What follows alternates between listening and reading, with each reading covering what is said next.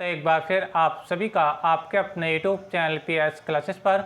तो दोस्तों आज के इस वीडियो लेक्चर में हम पढ़ेंगे कि भौतिक परिवर्तन तथा रासायनिक परिवर्तन क्या होते हैं और इनमें क्या अंतर होता है। तो आई स्टैंड बिना किसी देरी के शुरू करते हैं वीडियो लेक्चर को और समझते हैं आज के टॉपिक को। तो स्टैंड जैसा कि आप लोग जानते हैं कि परिवर्तन प्रकृति का एक नियम है। परिवर्तन प्रकृति का एक नियम है। जैसे एग्जाम्पल मैं आपको बता चलूँ, अभी गर्मी का मौसम चल रहा है, कुछ समय के बाद देखेंगे बरसात का मौसम आ जाएगा, उसके बाद देखें तो सर्दी का मौसम आ जाएगा, उसके बाद बसंत ऋतु आएगा और फिर रिपीट होकर के फिर गर्मी का मौसम आ जाएगा। तो बच्चों जो परिवर्तन है ये प्रकृति का एक नियम है। अब ऐसा ही परिवर्तन बच्चों पदार्थों के साथ विशेष परिस्थितियों में होता रहता है। जैसा कि स्टैंड आप लोगों ने देखा होगा, अगर हम दूध को 2 या 3 दिन तक रख देते हैं तो वो क्या बन जाता है बच्चों, दही बन जाता है। ठीक है, तो दूध क्या बन गया बच्चों, दही बन गया। तो वो क्या हो गया, उनने अपने आप को चेंज कर दिया। ठीक है, एक दूसरा एग्जांपल मैं आपको बता रहा हूँ। ठीक है, जैसे लोहा है बच्चों, अगर आप लोहे को अगर आप ऐसी जगह डाल दें जहाँ नमी यानी सीलन हो या वायु, वहाँ पे क्या वायु हो, तो आपने देखा होगा उस पर हल्के भूरे रंग की परत चढ़ जाती है, जिसको कहते हैं कि उसको जंग लग गई है। तो वो भी एक परिवर्तन है स्टैंड। ठीक है, या फिर आपने देखा होगा कि अगर बच्चों हम वाटर को गर्म करते हैं, ठीक है, तो वो क्या होता है, वो वेपर फॉर्म में आ जाता है, यानी वाष्प की अवस्था में आ जाता है और वो एटमॉस्फेयर में उड़ने लगता है। ये भी आप लोगों ने अच्छे से देखा होगा। तो ये भी क्या हो रहा है बच्चों, अपनी स्टेट को चेंज कर रहा है, लिक्विड फॉर्म से किस में आ रहा है, वेपर फॉर्म में जा रहा है, यानी जल अवस्था से द्रव अवस्था से भाप अवस्था में जा रहा है। समझ रहे आप लोगों। तो ये सब क्या बच्चों परिवर्तन है। ठीक है, अब बच्चों इसमें कुछ परिवर्तन ऐसे हैं जो भौतिक परिवर्तन है, कुछ परिवर्तन ऐसे हैं जो रासायनिक परिवर्तन है। तो आज के वीडियो लेक्चर में बच्चों हम यही पढ़ेंगे कि कौन कौन से भौतिक परिवर्तन होते हैं और कौन कौन से रासायनिक परिवर्तन होते हैं, और जानेंगे कि साथ ही साथ इनमें डिफरेंस क्या होता है दोनों में। तो चलिए स्टार्ट करते हैं। तो देखिए स्टैंड, दोनों की जो डेफिनेशन मैंने समय बचाने के लिए स्क्रीन पर लिख रखी है, इसके मैं एग्जांपल देकर के अभी आप लोगों को भी समझाऊंगा। तो देखिए स्टैंड, भौतिक परिवर्तन को हम पहले पढ़ेंगे, फिजिकल चेंजेस को आज हम पहले हम जानेंगे क्या होता है। देखिए वे परिवर्तन जिनमें पदार्थों के भौतिक गुण जैसे आकार, रंग, अवस्था इस अस्थायी रूप से, याद रखना यहाँ पे स्थायी रूप से नहीं, अस्थायी रूप का बहुत विशेष महत्व याद रहेगा। ठीक है, तो वे परिवर्तन जिनमें पदार्थों के भौतिक गुण जैसे आकार, रंग, अवस्था आदि अस्थायी रूप से यानी अनस्टेबल रूप से, ठीक है, उससे बदल जाते हैं, परंतु उनके संगठन तथा भार में कोई परिवर्तन नहीं होता है। ठीक है, भौतिक परिवर्तन कहलाते हैं। चलिए मैं एक एग्जांपल देकर आपको समझा रहा हूँ। ठीक है, मान लीजिए गर्मी का मौसम है, आज के पीरियड में गर्मी का ही मौसम चल रहा है। ठीक है, आपने क्या किया कि 2 लीटर की बोतल ली, उसके अंदर पानी भर के उसको फ्रिज में रख दिया, फ्रीजर में। ठीक है, आपने देखा कि 3-4 घंटे के बाद आपने देखा कि जो वाटर है वो तो बर्फ बन गया बोतल के अंदर। बात समझ आ रही है आप लोगों को। ठीक है, तो आपने रखा था लिक्विड यानी पानी रखा था, वो द्रव अवस्था में था। अब वो आपने देखा 3-4 घंटे के बाद उस बोतल को फ्रिज से निकाल करके तो वो क्या हो गया, ठोस अवस्था में आ गया। बात समझ रही है आप लोगों को मेरी बात। ठीक है, तो आप देखिए कौन सी अवस्था में, देखिए यहाँ पे क्या हुआ, जैसे कि अभी एक बार अपनी बात को फिर से रिपीट कर रहा हूँ, आपने रखा था जल। ठीक है, बात समझिए आप लोगों को। ठीक है, और ये जल बच्चे द्रव अवस्था में, क्या ये द्रव अवस्था में है, क्योंकि इस टाइम आप लोग जानते हैं कि पदार्थ की 3 अवस्थाएं होती हैं, ठोस, द्रव और गैस होती हैं। ठीक है, अच्छा अब 3-4 घंटे के बाद क्या हुआ बच्चों, ये आपका बर्फ बन गया बच्चों। क्या बन गया, ये बर्फ बन गया। क्या बन गया बच्चों, बर्फ बन गया। आप देख पा रहे हो कि कौन सी अवस्था में आ गया बच्चों, ठोस अवस्था में आ गया। क्या आ गया, ये ठोस अवस्था में आ गया। ठीक है, तो इन्हें अपनी स्टेट को चेंज कर दिया, यानी क्या हुआ, लिक्विड से क्या आ गया बच्चों, ये सॉलिड में आ गया। बात समझ। तो इसमें क्या हो रहा है बच्चों, यहाँ पे जो हो रहा है बच्चों, इसकी अवस्था चेंज हो रही है। क्या हो रही है बच्चों, अवस्था चेंज हो रही है। जबकि अगर वाटर की बात करूँ तो वाटर का जो फार्मूला होता है बच्चों H2O होता है, और जो बर्फ का जो फार्मूला वही बच्चों क्या होता है, H2 होता है। यानी इसकी आंतरिक संरचना बच्चों कोई भी डिफरेंस नहीं हुआ, इसकी आंतरिक संरचना बच्चों कोई भी डिफरेंस नहीं है। ठीक है, अच्छा अब बात करें, जैसे मैंने अभी यहाँ भार के लिए आपको बताया, यहाँ पे देखिए मैंने बताया आपको भार के लिए। तो देखिए अब मान लीजिए अगर आपने इसको 2 kg लिया बच्चों, कितना लिया है, 2 kg लिया है, तो बच्चों ये भी कितना होगा, 2 kg ही होगा। अगर आपने बोतल के अंदर 2 kg बर्फ जल रखा था तो 2 kg आपका क्या होगा, बर्फ होगा बोतल के अंदर। बात समझिए आप लोगों को। तो यानी कहने का मतलब ये बच्चों कि भौतिक परिवर्तन ऐसा परिवर्तन होता है, इसमें इसकी अवस्था भी चेंज हो सकती है, जैसे कि मैंने आपको बताया कि द्रव से ठोस में आ गया। ठीक है, इसका भार में देखो, इसके भार में कोई चेंजिंग नहीं आएगी, इसके भार में कोई चेंजिंग नहीं, इस बात को याद रखना। ठीक है, देखो यहाँ भी वेट इतना ही था, यहाँ भी वेट इतना ही है, लेकिन याद रखें अपनी अवस्था को जरूर चेंज करा है। यहाँ द्रव अवस्था में था, यहाँ पे क्या आ गया बच्चे, ठोस अवस्था में आ गया। ठीक है। तो देखो क्या क्या चीज़ चेंज हो जाती है, आकार चेंज हो सकता है, रंग चेंज हो सकता है, अवस्था चेंज हो सकती है, पर चेंज क्या नहीं होता है, तो एक तो उसका संगठन चेंज नहीं होता है, जैसे मैं आपको बताता है फार्मूला वो यही है और जिसका फार्मूला बच्चों यही है, ठीक है। अच्छा, भार चेंज नहीं होगा, जैसे कि आपको पता है कि ये 2 kg था तो ये 2 kg ही है।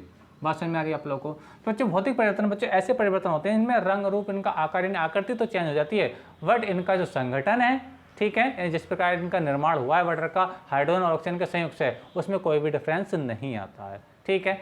तो इसको बोलते हैं बच्चों भौतिक परिवर्तन, ठीक है। अच्छा, अब देखिए अभी मैं यहाँ पे इसके अंतर नहीं बता रहा हूँ, कि अंतर बताऊंगा तो बताऊंगा कि ये कैसे बर्फ से जल से बर्फ में आएगा और कैसे बर्फ से जल में आएगा, ठीक है। अच्छा, अब आगे देखते हैं स्टैंड रासायनिक परिवर्तन क्या होते हैं।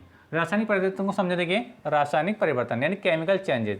बच्चे क्या होता है, देखिए वे परिवर्तन जिनमें पदार्थों के संगठन तथा भार बदल जाते हैं। देखिए नोटिस कीजिए यहाँ पे संगठन और भार नहीं बदल रहे थे, संगठन और भार नहीं बदल रहे थे, लेकिन याद रखें यहाँ पे संगठन भी चेंज हो रहा है बच्चों, संगठन भी चेंज है और यहाँ पे भार भी चेंज है, ठीक है। और यहाँ पे एक इंपॉर्टेंट बात ये बच्चे, यहाँ एक नए पदार्थ का निर्माण होता है, नए पदार्थ का निर्माण होता है, जबकि भौतिक परिवर्तन में बच्चों नए पदार्थ का निर्माण नहीं होता है। ये नया पदार्थ नहीं है बच्चों, अगर आप बर्फ को ठंडा करोगे तो फिर से जल बन जाएगा, जल को फिर ठंडा करोगे तो क्या बन जाएगा बच्चों, आपका बर्फ बन जाएगा, ठीक है। बर्फ को गर्म करेंगे, मतलब इसको जैसे एटमॉस्फेयर में रख देंगे, माफ कीजिएगा मैंने रिपीट करके ठंडा बोल दिया इसको, ठीक है। तो देखिए जल को आप ठंडा करोगे तो बर्फ बनेगा, बर्फ को गर्म करोगे तो क्या बनेगा, फिर से जल बनेगा, ठीक है। तो यहाँ पे कोई नए पदार्थ का निर्माण नहीं होता, ये एक भौतिक परिवर्तन है, जबकि आपके रासायनिक परिवर्तन नहीं करता बच्चे, एक नए पदार्थ का निर्माण होता है। जैसे मान लीजिए ये दूध था, जैसे मैं आपको जनरल एग्जाम्पल दे रहा था दूध का, ठीक है। ये 2-3 दिन बाद क्या बन गया बच्चों, ये दही बन गया, क्या बन गया बच्चों, दही बन गया। समझ में आप लोगों को मेरी बात, ठीक है। तो देखिए स्टैंड, ये दूध से क्या बन गया, दही बन गया, ठीक है। लेकिन याद रखें कभी भी ये दही से दूध नहीं बन सकता, समझ में आप लोगों को मेरी बात। जबकि यहाँ ऐसा नहीं था, देखिए ये क्या है बच्चों, ये जल से आपका क्या बन जाएगा, बर्फ भी बन जाएगा, और बर्फ को जब आप गर्म करोगे तो बच्चे फिर क्या आ जाएगा, अभी आपका जल बन जाएगा। लेकिन बच्चों इस केस में ऐसा नहीं होता है, रासायनिक परिवर्तन में ऐसा नहीं होता है, ठीक है। इसमें जो आपका उत्पाद होता है, जो अभिकारक होता है, वो उत्पाद बन जाएगा, लेकिन उत्पाद से अभिकारक कभी नहीं बन सकता, ये बात आपको याद रखनी होगी, ठीक है। अच्छा, आप देखिए यहाँ पे ये नया पदार्थ बन गया, दूध से क्या बन गया, दही बन गया, तो ये नया पदार्थ है, जबकि ये नया पदार्थ नहीं है, इससे इसको लाया जा सकता है, जबकि इससे इसको हम नहीं ला सकते इस टाइम। समझिए आप लोग को मेरी बात। और इंपॉर्टेंट बात ये है कि जो प्रॉपर्टी देखिए यहाँ पर जल की होती है, वही प्रॉपर्टी क्या होती है, बर्फ की होती है, यानी इसके गुणों में भी कोई अंतर नहीं आए, इनके गुणों में कोई अंतर नहीं है। लेकिन स्टूडेंट आप लोग तो जानते हो कि दूध और दही की अगर बात करें तो गुण, दही की जो प्रॉपर्टी होती है वो दूध की प्रॉपर्टी दही की प्रॉपर्टी से बिल्कुल अलग होती है। यानी इसके अंदर जो नए तत्व का, नए पदार्थ का निर्माण होता है, उसके जो गुण होते हैं वो इसके इसके गुणों से बिल्कुल भी मैच नहीं करते हैं। सभी आप लोग, मैं एक बार फिर से रिपीट कर रहा हूँ बच्चे, इसमें जो नए पदार्थ का निर्माण होता है उसके जो गुण होंगे वो मूल पदार्थ से बिल्कुल ही मैच नहीं करते हैं, जबकि इसमें बिल्कुल ऐसा बिल्कुल नहीं होता है। इस जो प्रॉपर्टी बच्चों, जो गुण जल के होते हैं वही गुण किसके होते हैं बच्चों, बर्फ के होते हैं। सही आप लोगों को मेरे याद। तो दो बात याद रखना कि भौतिक परिवर्तन में बच्चों किसी नए तत्व का या किसी नए पदार्थ का निर्माण नहीं होता है, जबकि रासायनिक परिवर्तन में किसी नए पदार्थ का निर्माण होता है। और दूसरी बात याद रखने की बच्चों ये है कि इसमें जो नया पदार्थ बनेगा उसके जो गुण होंगे मूल पदार्थ से बिल्कुल अलग होंगे, बिल्कुल मैच उससे नहीं करेंगे। समझ में आप लोगों को मेरी बात, ठीक है। तो ये बात बच्चों आपको समझ में आई होगी कि भौतिक परिवर्तन क्या होते हैं और रासायनिक परिवर्तन क्या होते हैं, ठीक है। अब देखिए मैं इसका डिफरेंस समझाऊंगा, अब चाहे तो यहाँ तक अब इसका स्क्रीनशॉट ले लीजिए। अब मैं थोड़ा इसको रख करके मैं इनमें अंतर आपको समझाने वाला हूँ, तो चलिए आप इसको नोट कर लीजिए।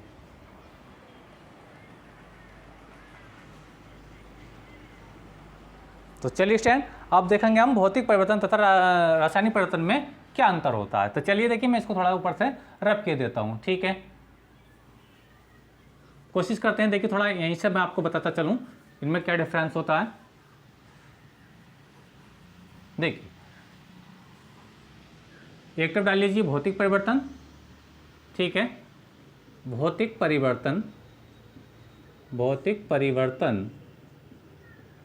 ठीक है। और इधर डाल स्टैंड रासायनिक परिवर्तन,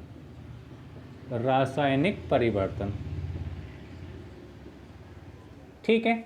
यानी ये हो गया आपका फिजिकल चेंजेस और ये हो जाएगा बच्चों का केमिकल चेंजेस, ठीक है। तो पहले अंतर में क्या लिख सकते हैं बच्चों, पहला अंतर क्या होगा, पहला अंतर बच्चों आप ये लिख सकते हैं इसमें,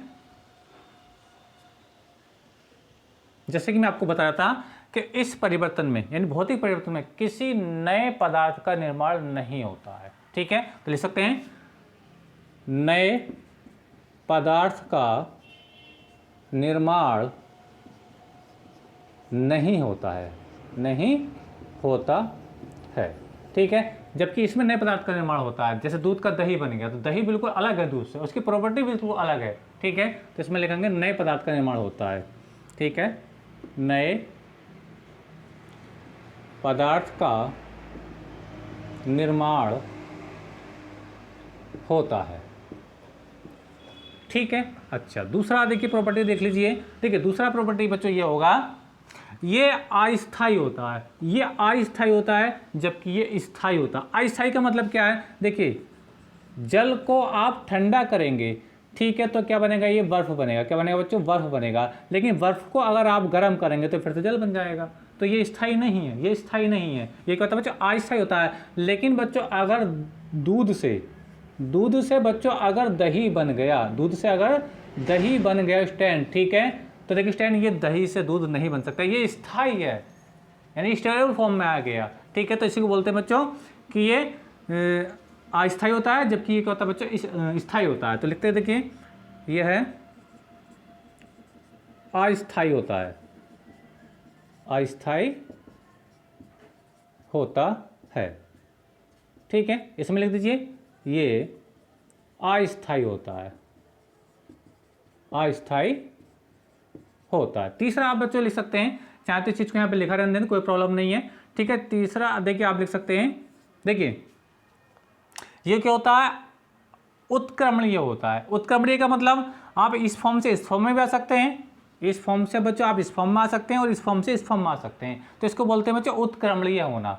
ये क्या होता है बच्चों, आपका रिवर्सिबल होता है, यानी उत्क्रमणीय होता है, जबकि ये उत्क्रमणीय नहीं होता है, यानी इधर से इधर तो जा सकते हैं बट इधर को नहीं आ सकते।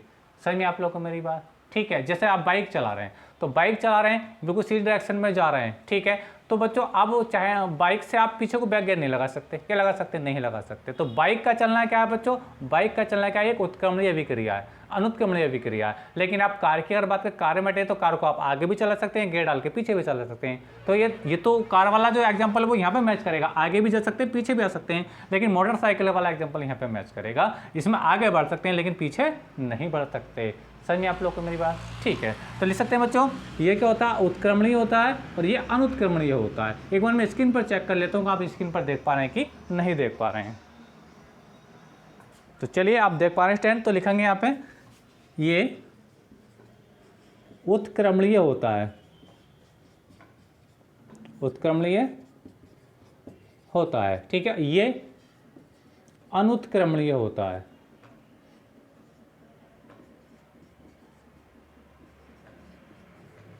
अनुत्क्रमणीय होता है। ठीक है, यानी इधर से इधर भी आ सकते हैं इसमें, और इधर से इधर भी आ सकते हैं, जबकि इसके अंदर ऐसा नहीं होता है। ठीक है, अच्छा आई होप कि मेरा तो आपको समझ में आई होगी। ठीक है, अच्छा तो आज के एक एग्जाम्पल चाहे इसमें और भी ले सकते हैं, पता नहीं स्क्रीन पर आप देख पा रहे हैं कि नहीं देख पा रहे हैं, मैं एक बार फिर से चेक कर लेता हूँ। जी हाँ, बिल्कुल देख पा रहे हैं।